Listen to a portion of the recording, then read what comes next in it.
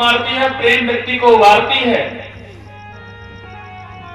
मृत व्यक्ति का जीते जी हो जाता है और मोक्ष भी जीते जी हो जाता है। मृत्यु और मोक्ष में इतना अंतर है कि अगर हम जीवित हैं, अपने जीवन में सभी कर्म किए हैं, अच्छा बुरा सब, और अंतिम समय में चारपाई पे पड़े हैं, घर में शादी है, घर वाले सोच रहे हैं कि 4 महीना शादी है, बाबा जी बुजुर्ग हो गए हैं, ये पड़ा गया है, मर जाए तब शादी में कहीं बीच में ना मर जाए तो आधार। घर वाले ये कामना कर रहे हैं कि इनको मरना है, चारपाई पे लेटे लेटे पड़े हैं, ये मर जाए तब शादी होगी। और बाबा जी की इच्छा है, चारपाई पे पड़े हैं, मलमूत्र भोजन प्रसाद सब उसी चारपाई पे हो रहा है, चिम्मच से जा रहा है, नली से जा रहा है। उसके बाद उनकी इच्छा है कि बेटी का या बेटे का विवाह देख ले तब जाए, ये मृत्यु हो जाता है। जब घर वाले जिस व्यक्ति का बंधु बताओ तिरस्कार कर देना, तो जीते जी व्यक्ति मृत समान हो जाता है, वो मर जाता है। लेकिन इस बात को अपने कॉन्शियस में बैठाना चाहिए, समझना चाहिए, विचारणीय बात है कि घर वाले तिरस्कार करके आपको भगा रहे हैं, जहां मरने की कल्पना की जा रही है। घर में शादियां हैं, आपको कहीं कोने अतरे में करके आपको पर्दा लगाया जा रहा है, हमारी व्यवहारिकाएं कहीं देखना नहीं, इनके बाबा ने आपको मरने की कामना की जा रही है और आपकी इच्छा हम देख ले शादी विवाह तब जाए, ये जीते जी मृत्यु हो गया। और मोक्ष हो गया महाराज। आपकी अवस्था चतुर्थ अवस्था है, मान लीजिए 60 सालों में आपने बच्चों को पढ़ाया, नाती पोता को पढ़ाया, अपने बेटा और बेटी को सभी विवाहित करके अपने जीवन पद्धति से आप उत्तीर्ण हो गए। जो कार्य करना था आपने सब कर दिया, मकान बनवा दिया, सब भगवान का भजन करना है। अब आप जिम्मेदारी बिल्कुल छोड़ दीजिए। इसका उदाहरण सबसे बड़ा इस क्षेत्र में, और इस क्षेत्र में नहीं, बोले अभी तक कहीं नहीं देखा हूं। जो हमारे मध्यांतर में प्रधान जी बैठे हैं, के पिताजी, बोले नारायण भगवान की जय हो। बबलू भैया के पिताजी के जीवन के बर्बाद महाराज, और इतना विद्वान भी कि अच्छे अच्छे हल्के पंडित नहीं, अच्छे विद्वान पंडित घुटना टेक देकर के सामने इतना बदला, उनको कोई चिंता नहीं है। ऐसे करने के बाद उनका जीते जी मृत्यु मोक्ष हो गया है। अब केवल शरीर में प्राण है कि नहीं है, वो कथानक विषय अलग है।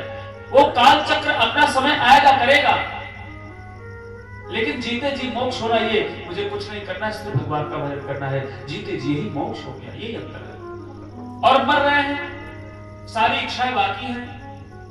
अगर उसको हम भाव से ना बताएं कि डिफाइन करें महाराज कि हम मर रहे हैं, सारी इच्छाएं जीवन की बाकी हैं, शेष हैं, तो जीते जी मर गए।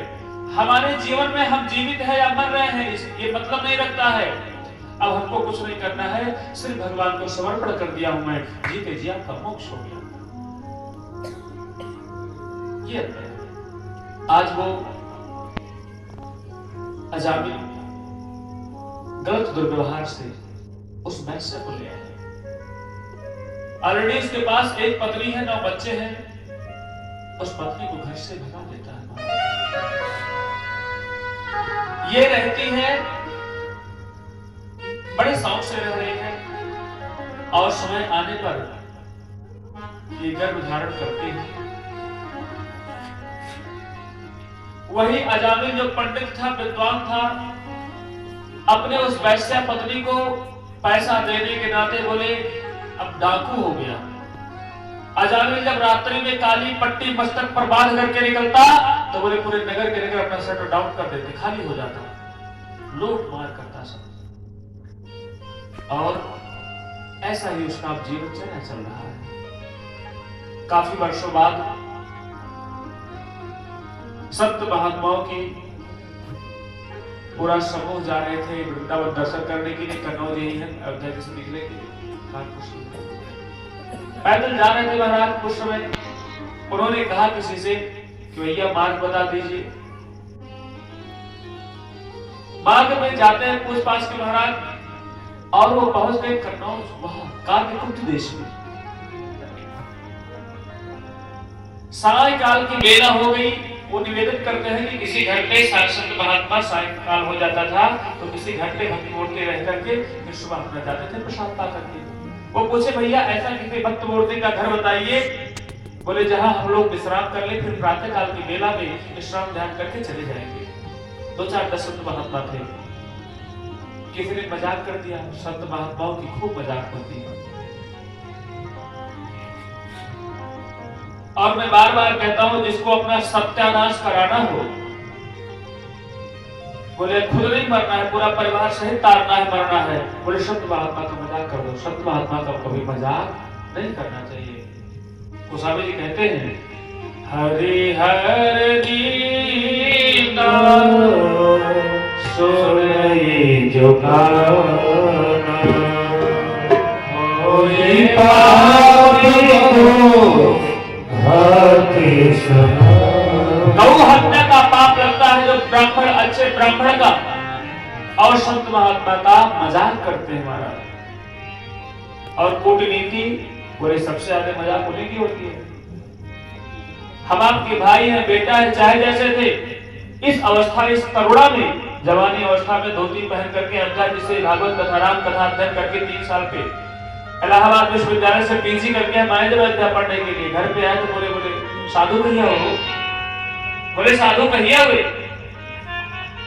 थोड़ा उल्टा बोलने का प्रवृत्ति था, हमने कहा बता दो पहले हम डाकू खपते तो बता देंगे हम साधु तो हुए तुम्हारा।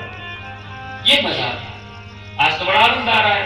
ठाकुर जी बिना निःशुल्क कथा में भी लाखों लाखों की पैसा बचा दे रहे हैं, पर गदगद हम लोग देख रहे हैं। लाइव टेलीकास्ट चल रहा है, हजारों हजार 10-10 हजार की संख्या में, 20-20 हजार की में रायबरेली उत्तर प्रदेश में, बिहार में, देवरिया में 28 जनपदों में कार्यक्रम करके आपका भाई आ रहा है उत्तर प्रदेश में। ऐसा परचम लगा रहा है।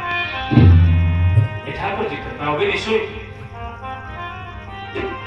ये क्षेत्र का एक सम्मान है, पूरे क्षेत्र का सम्मान लेकर के अपने स्तर पे जाता हूं कि मेरी वाणी से कहीं कथानक बातों में ऐसा दुर्व्यवहार, ऐसा कोई विलक्षण वाणी ना निकल जाए कि मेरे साथ मेरा तो होगा ही, मेरे क्षेत्र का अपमान हो जाए कि फलाने होशियारी क्षेत्र के हैं।